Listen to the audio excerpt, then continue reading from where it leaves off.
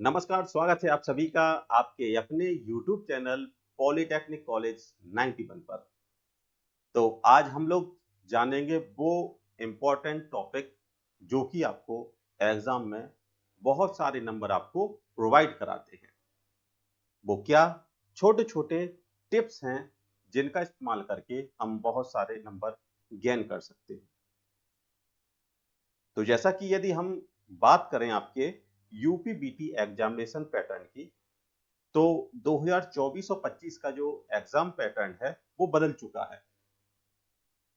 तो इसमें क्या होता है कि जो पैटर्न बदला हुआ है उसमें कुछ चेंजमेंट हुए हैं, बदलाव हुए हैं।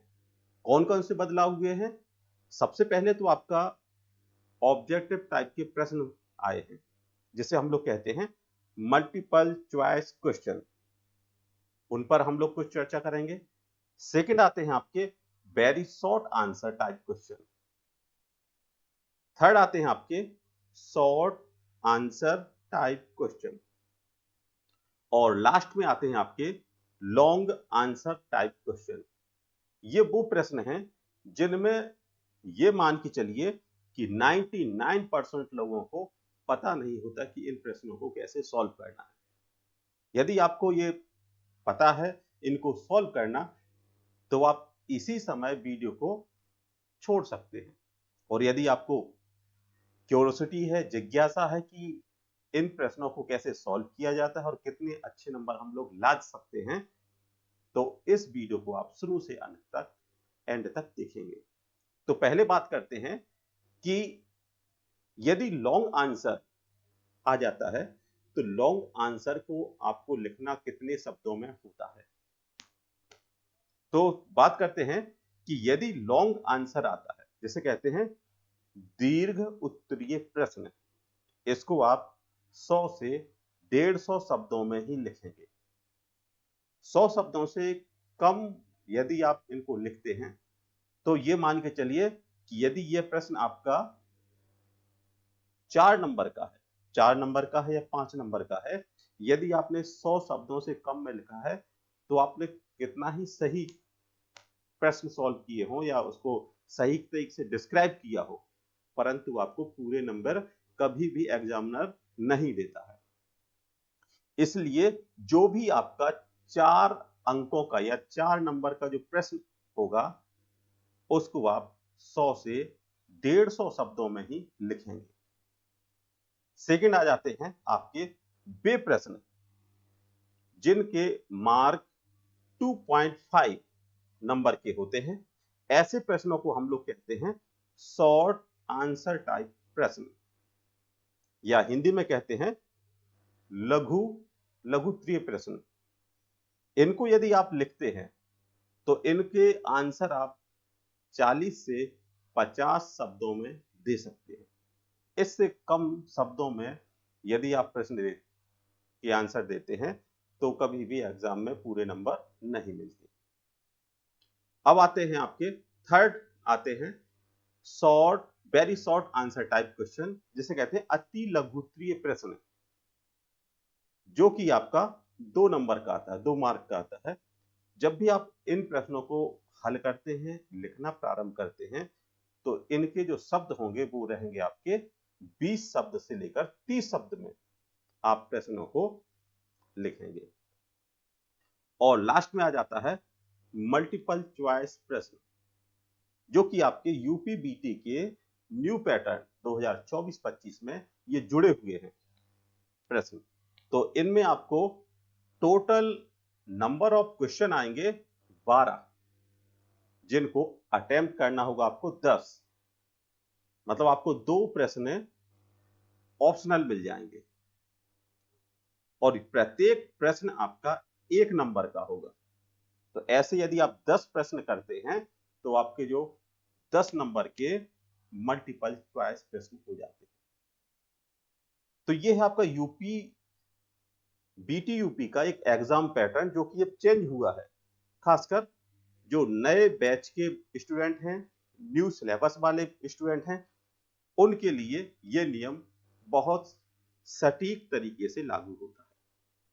और यदि हम पुराने ओल्ड सिलेबस की बात करें, जो ओल्ड सिलेबस से बच्चे तैयारी कर रहे हैं उन पर भी यही नियम लागू होता है कि यदि 4 अंक का प्रश्न है तो उसको आप 100 से 150 शब्दों में ही लिखेंगे।